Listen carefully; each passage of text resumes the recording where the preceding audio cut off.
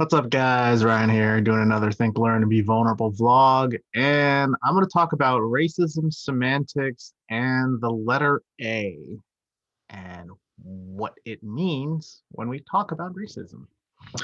Um, so I was thinking about this the other day, and when a lot of people,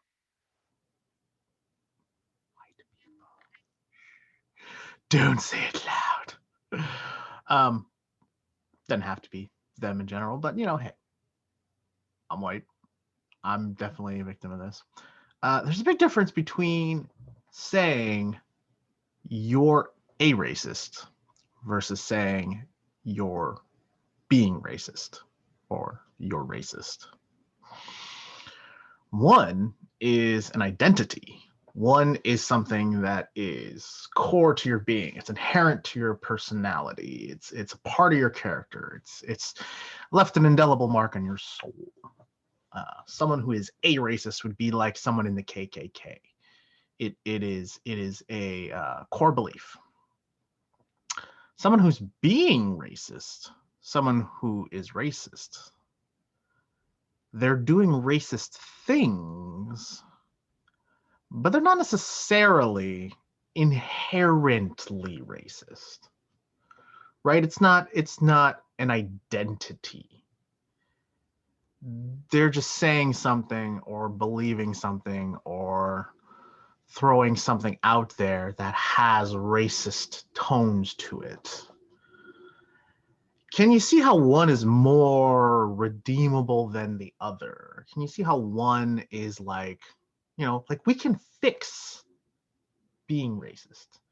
We can fix racist voice, a racist voice, right? We can fix a racist idea. We can fix racist patterns of thinking.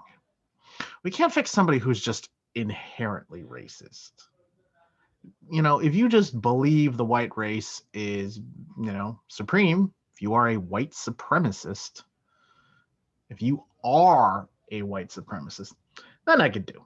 You're redeemable. You're always going to have that idea. But if you are benefiting from white supremacy, if you are benefiting from white privilege, that we can fix. That we can help.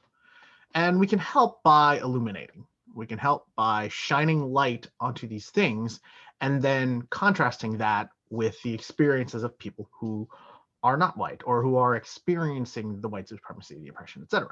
Right?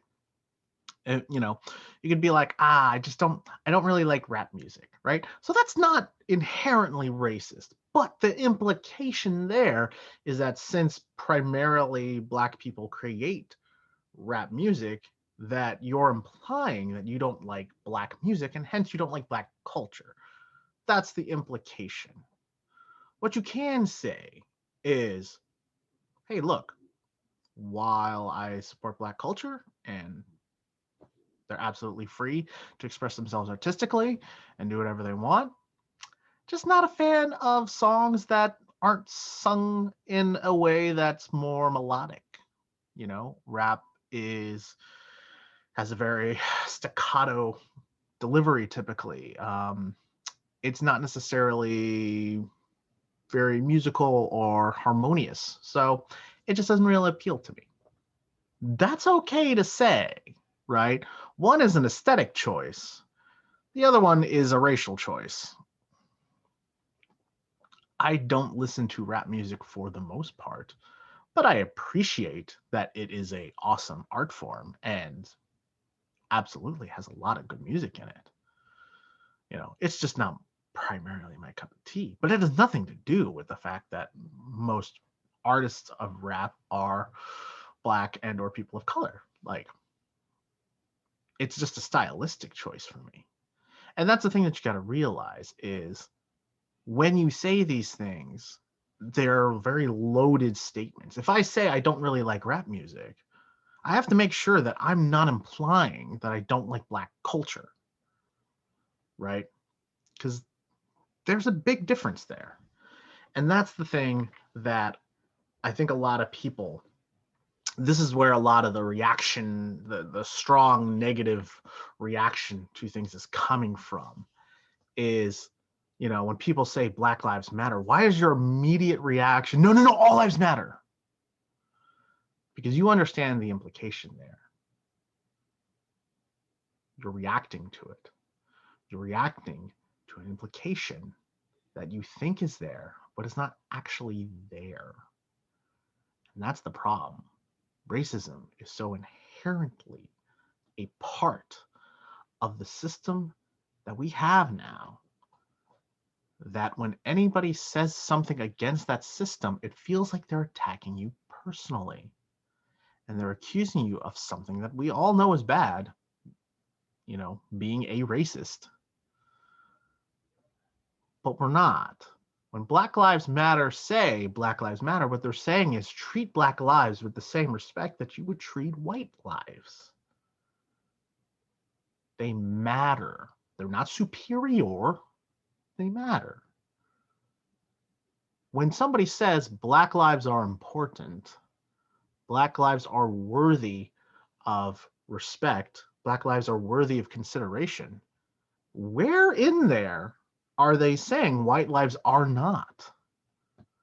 But that's the problem. When you are a part of and you benefit from a system that upholds the supremacy of white people, and you are a white person, and you get benefits from that, when somebody says something that sounds contrary to that, it sounds like an attack on you. I want you to know that it's not. I don't actually think you're a bad person. I think you've grown up in a system where you benefited from that system. And it's natural to want to hold on to that. I get it. It makes sense.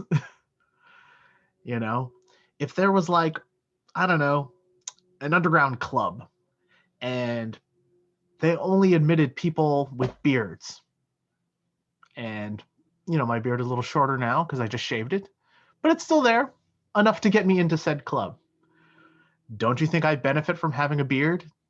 Don't you think I would want to have a system continue that benefits people that have beards? Of course. Of course. You're not a racist because you like a system that benefits you. That's natural. That's normal.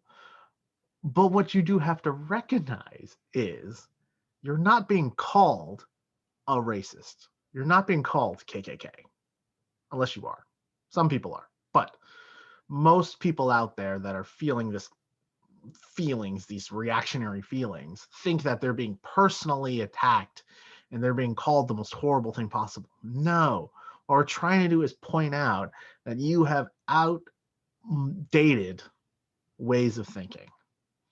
We're trying to point out that your viewpoint is from that of a person who is benefiting from a system that benefits white people over people of color. That's the difference. So think, learn, and be vulnerable. Well, you need to think about, am I benefiting from things? And if I am, that's good, but everybody should get those benefits. Why am I the only one that gets to hold on to said benefits? Shouldn't we all benefit from a system? Shouldn't we all benefit from government? Shouldn't we all benefit from America? Because isn't that the idea of America? The great melting pot, the bringing together of all these different cultures? Like, yeah. What can we learn? Well, we need to learn that not everything is an attack on us personally. Most things are critiques.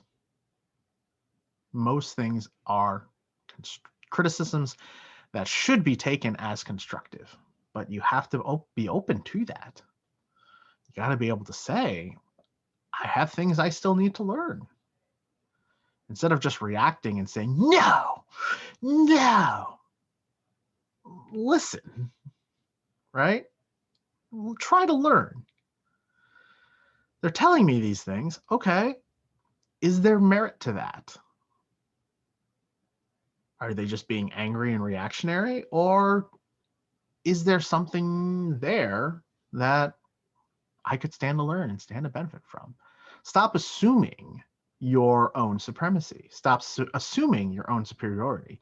And stop assuming that the way things have always been is the way they should continue just because you're the one that benefits from it. And how do we be vulnerable? We have to be willing to say, it's okay if I don't benefit from the system as much as I used to. And it's definitely okay. In fact, it's good if others benefit from this system more than they have been. It's better if everybody gets a fair, honest shake in this world. It's not better to have a two-tiered system. It's not better to have one group supreme and all the other groups below. Ultimately, we all lose in a system like that. We need to be vulnerable with ourselves and say, it's okay for me to give up some of the benefits that I have received from this system so that way others could also benefit. Ultimately, that helps everyone. A rising tide lifts all boats. If everyone was given a fair shake by the police, if everyone was given a fair shake by the judicial system, if everyone was given a fair shake by the prison system, if everyone was given a fair shake by health insurance and by unemployment, like imagine how much better this world would be. Guess what? You don't have to imagine that much. Most other countries are already doing that. Have you been to Germany? It's actually a lot better than you think. You know?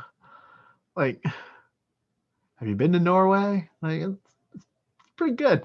Pretty darn good. I mean, there's a lot of other countries that have a lot of things way better than America does. And it's because they realize we need to take care of all of our citizens, not just the white ones. So, yeah. I'm definitely someone who has received a fair share of his benefits for being a half-white male.